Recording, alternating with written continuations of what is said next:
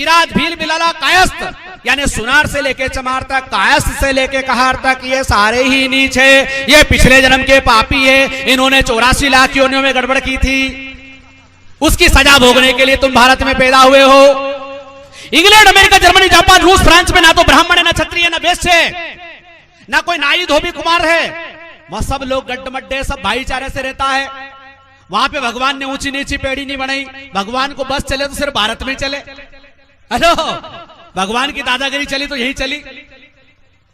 आगे व्यास स्मृति में लिखा है, आविरा कुरुणा लोद्रा केवर्ता चना पिता पंचशूद्रो प्रशंसता षष्ठोपि दुस्सेवका। आबिरा ने अहीर, गुजर, गौली, धनगर, पार, यादव, आबिरा कुर्मणा, कुर्मी, पटेल, पाटीदार, आबिरा कुर्मा लोद्रा, लोधी, लवंसी, आबिरा कुर्मा लोद्रा, केवरता, केवट, भोई, बाथम, चाना पिता और नाई, ये 5 शूद्रों की प्रशंसनीय जातियां हैं। अगर छठी जाति भी प्रशंसा प्राप्त करना चाहती है तो ब्राह्मण, क्षत्रिय के वैश्य के सामने औंधा होकर के गिर पड़े, दंडवत प्रणाम करो। और गुरुजी आए तो उनका चरण धो धो करके कादल लापियो, इससे तुम्हारा अगला जन्म सुधर जाएगा।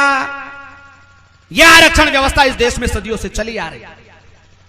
ब्राह्मण गुप्त संहिता में लिखा है, लोदास गणास गजपास गाछी अदमा वसुद्रायादि निवासी। लोधी, लवंसी, गणस्य, गाडरी, गुजर, गौली, लोदस्य, गणस, कस्पस, कश्यप, कहार, काची, ये अधम, नीच और इस देश के मूल निवासी है। ये इस देश का शास्त्र कहता है। और जो जिस जाति में पैदा हुआ है उसका वही आरक्षण है। आप सरपंच नहीं बन सकते, आप प्रधानमंत्री नहीं बन सकते, आप राष्ट्रपति नहीं बन सकते, आप चुनाव नहीं लड़ सकते। आप रामायण उठा के देख लो, गीता उठा के देख लो, वेद उठा के देख लो, पुराण उठा के देख लो। है मेरे नाई भाई, गुजर भाई, तेली भाई, तमोली भाई, पूछना किसी पंडित जी से कि राम के जमाने में हमारे कितने कैबिनेट मंत्री थे, कृष्ण के जमाने में हमारे कितने सरपंच थे, 24 अवतार ने हमारे लिए कौन सी यूनिवर्सिटियां खोली थी, हमारे समाज के कितने डॉक्टर, इंजीनियर, वकील बनाए। जरा 18 पुराण को खंगाल के देखो। आपका सिर्फ भैंस चराने में, भैंस पालने में, भटे टमाटर उगाने में, मालिश और पालिश करने में आरक्षण दिया था इस देश के पाखंडियों ने, इस देश के देवी देवताओं ने, इस देश के 24 अवतार ने, 33 करोड़ देवता ने गुलामी की जंजीरें आपको पकड़ा दी थी। उसी को धर्म कहा गया कि यही धर्म है। हेलो, जब आप गुलामी करते थे तो धर्म था। जब आप पैंट शर्ट पहनने लग गए, मास्टर बन गए, पटवारी बन गए, डॉक्टर बन गए, इंजीनियर बन गए, सांसद बन गए, वकील बन गए, तो कलयुग आ गया। अब कलयुग चल रही है। हेलो, इस देश में कलयुग चल रहा है। विचार कीजिए, चिंतन कीजिए, गौर कीजिए। 33 करोड़ देवता के पास मोबाइल फोन नहीं था, फेसबुक नहीं था, व्हाट्सएप नहीं था, अरे सवारी भी नहीं थी दादा। विचार कीजिए, चिंतन कीजिए। कोई मुर्गे पे बैठा, कोई गधे पे बैठा, कोई गरुड़ पे बैठा, कोई काय पे बैठा। अरे तुम एक सवारी का आविष्कार नहीं कर पाए। आप कहते हो कि ब्राह्मण ही ज्ञानी है, तो भैया ज्ञानी है तो आपने आविष्कार कौन सा किया? अरे सारी दुनिया बैलगाड़ी में थी। एक लुहार के लड़के ने अपना दिमाग चलाया इंग्लैंड में, और उसने देखा कि भगोनी की जो दाल उबल रही है और ढक्कन भड़बड़ कर रहा है, अगर इसको एक बेहतरीन यंत्र बना दिया जाए तो दुनिया बैलगाड़ी से निकाल करके रेलगाड़ी में आ जाएगी। ये एक सुतार के लड़के, लुहार के लड़के के दिमाग का कमाल है। सज्जनों, ऐसी बात नहीं है कि हमारे सोंदिया भाई, गुजर भाई, अंजना भाई, कुमावत भाई ये अकलमंद नहीं है। ये अकलमंद हो सकते हैं, ये ज्ञानी हो सकते हैं, लेकिन इनको ज्ञानी बनने ही नहीं दिया गया, इनको पढ़ाया नहीं गया।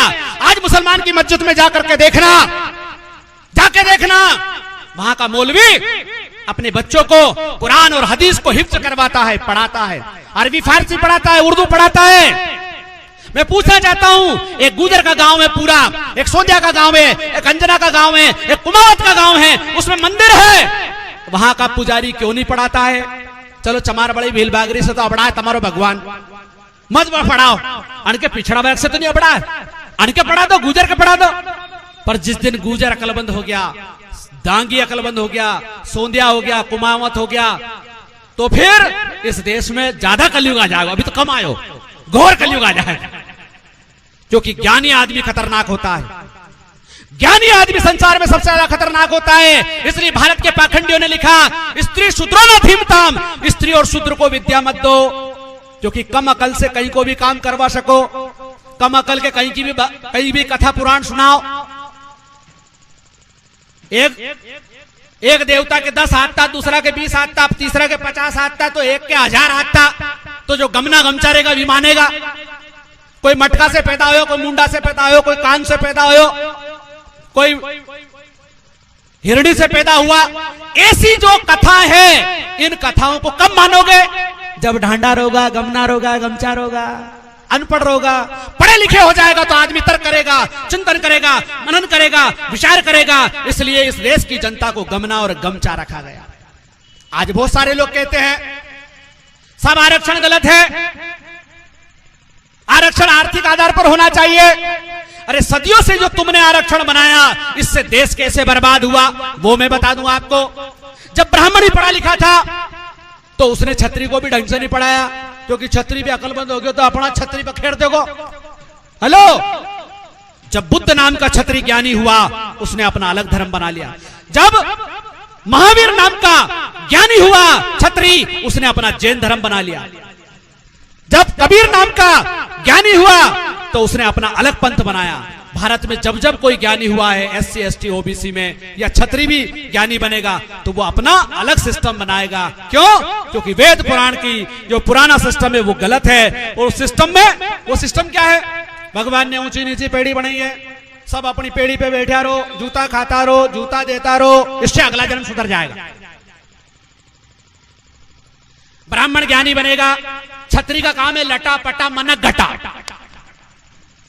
अच्छा, छत्री को क्या आरक्षण दिया? छत्री को यह आरक्षण नहीं है कि वो पूरी दुनिया की यात्रा करे, पूरी दुनिया में जाकर के राज करे। आपने देखा होगा इस देश के छत्रियों ने अगर मारा है तो किसको मारा? चमार बड़ी भील बागरी बरगुंडा नाई धोबी तेली तमोली, इनकी बारात रोकी। हेलो, बारात भी रोकी तो कहो मरिया मराए के मारे। हेलो, मरिया मराए के। अरे दुनिया में राज करना था ना तुम्हें, 7 समुद्र पार से अंग्रेज आ गए, पूरी दुनिया में राज किया, और तुम यही लटा पट्टा बेटा मनक गठा में लगा दिया। तुम्हारी ताकत यहाँ की यही लगी। तुम्हारी जिंदगी का मकसद क्या बनाया? हमारे जैसे पाखंडियों ने, धर्म के ठेकेदारों ने क्या कहा? छत्री को काम है नीची जाति को तपाओ। सोंदिया, गुर्जर, दांगी, यादव, माली, तेली, तमोली, ये नाई धोबी, इनको अपनी जाति को काम कराओ, नहीं करे तो मारो। ये तो बापड़ा अंग्रेज अच्छा आ गया जो ये सारा सिस्टम बदल दिया। इस देश के शोषकों की ऐसी रगड़ाई और ऐसी तपाई करी कि आज भी 15 अगस्त 26 जनवरी पे बोले गोरागढ़ था, गढ़ा मारिया, कुर्सी पे नहीं बैठ देता था, रेल में नहीं बैठ देता था। अरे भाई, तुम भी तो कुर्सी पे नहीं बैठने दे रहे हो। आज दलित समाज का, आदिवासी समाज का, पिछड़ी जाति का व्यक्ति अगर सरपंच बन जाता रहे तो आज आप भी तो नहीं बैठने दे रहे हो। वो गोरे अंग्रेज थे, आप काले अंग्रेज हो। तो सज्जनों, इस आरक्षण से क्या नुकसान हुआ? छत्री के एक साथ बीमारी हो गई कि अपनी जिंदगी को लक्ष्य कहीं है सिर्फ नीची जाति का दबानो, और कोई लक्ष्य नहीं हो। बनिए ने सोचे बापड़ा ने कि अपने कहीं करनो, छत्री और ब्राह्मण ये राजनीति करे, ये कहीं करे, अपन तो दुकान पे सौदो भी में बेचारा औंधा हो गया। आज को पता होना चाहिए सज्जनों, अंग्रेज जब नहीं आए थे, एक भी बनिया समाज का आदमी बहुत बड़ा ज्ञानी नहीं बना। एक भी इतना बड़ा कवि, इतना बड़ा साहित्यकार नहीं हुआ। एक भी बनिया बहुत बड़ा ज्ञानी, बहुत बड़ा विद्वान और बहुत बड़े तलवारबाज नहीं हो पाया। क्यों? क्योंकि जेको काम जेके साजे और करे तो डींगा बाजे। जो जिस जाति में पैदा हुआ उसको वैसा ही रहना है। सज्जनों, आज से 2500 साल पहले भगवान गौतम बुद्ध ने इस व्यवस्था के खिलाफ आंदोलन चलाया। उनने कहा सब मनुष्य बराबर है, सबको पढ़ने लिखने का अधिकार होना चाहिए, सबको अपना मर्जी का व्यवसाय करने का अधिकार होना चाहिए। नाई समाज के आदमी को महापंडित बना दिया। किसने? बुद्ध ने।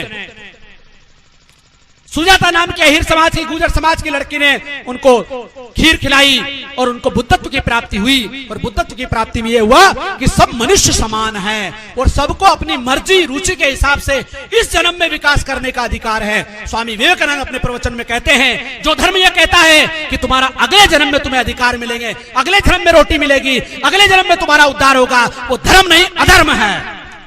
किसने देखा अगले जन्म में? इस जन्म में तुम गुलगुला खा रहे हो, इस जन्म में कमर तुम्हारी कमरे जैसी हो रही है, इस जन्म में तुम मारुति कार से उठी एसी से बाहर नहीं निकल रहे हो, और हमें कह रहे हो कि तुम्हारा अगलो जन्म सुधारो।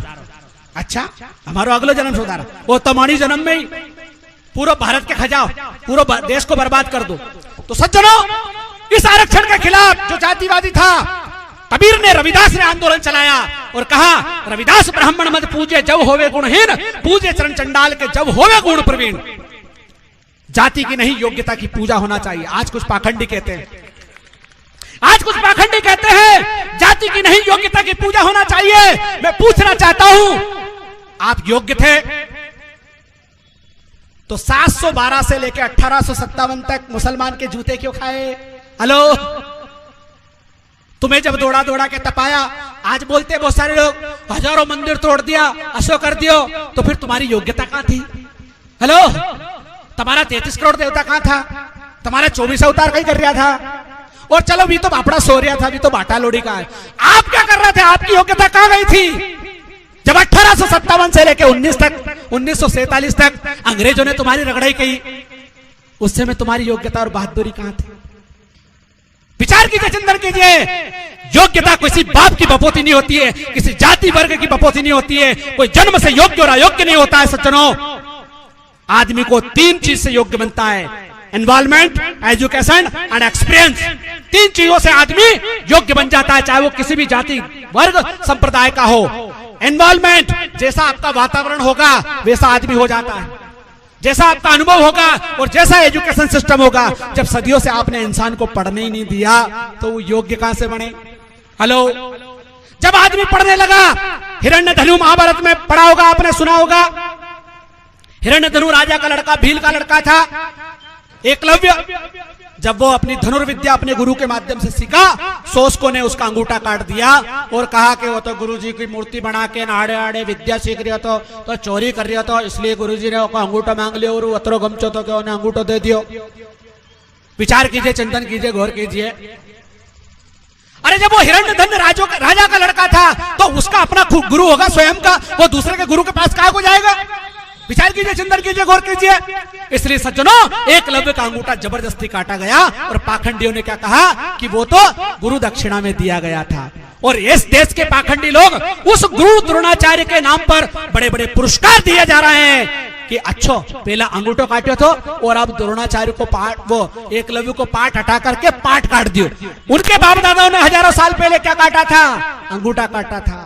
और पहले जो 10 साल 20 साल पहले पढ़े हुए 5वीं में मध्य प्रदेश सरकार एकलव्य का पाठ पढ़ाती थी, वो पाठ हटा दिया, अब काट दिया।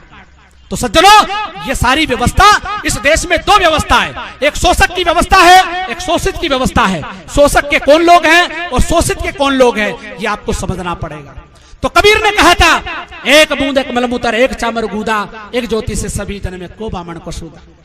एक बूंद, जिस माता पिता के रजवीर से ब्राह्मण क्षत्रिय वैश्य पैदा होते हैं, उसी से सुनार से लेकर चमार तक, कायस्थ से लेकर कहार पैदा होते हैं। 9 महीने में आप पैदा होते हैं, 9 महीने में हम पैदा होते हैं। अरे जहां से तुम खाते हो वहीं से हम खाते हैं, जहां से तुम निकालते हो वहीं से हम निकालते हैं। तो फिर ऊंची नीची पेड़ी कैसे? हेलो, थोड़ा हाउ कर दीजिए, विचार कीजिए, चिंतन कीजिए। कबीर कितनी बड़ी बात कहते हैं, कितनी बड़ी बात कहते हैं। एक बूंद एक मलमूत्र एक चामर गूदा और एक ज्योति से सभी जन में को बामण को सूदा। अरे मलमूत्र से भी जाति का पता चल जाता है। यो बकरी की मेंढगी है, ये ऊंट की लीद है, ये कुत्ते ने बिगाड़ा है। लेकिन एक गांव में अगर सभी जातियों के लोग खाड़ बिगाड़ के आ जाए, रोड बिगाड़ के आ जाए, तो पता नहीं चलेगा कि ये ठाकुर साहब का है कि पंडित जी का है कि पंडितानी का है कि बड़ी का है कि पंडितानी का है कि बड़ी का है। अगर आप चाहते हैं गरीब हर वंचित इंसान की आवाज आप तक पहुंचे तो हमारे चैनल को सब्सक्राइब करें और बेल आइकन का बटन दबाना ना भूलें। देखते रहिए बहुजन न्यूज।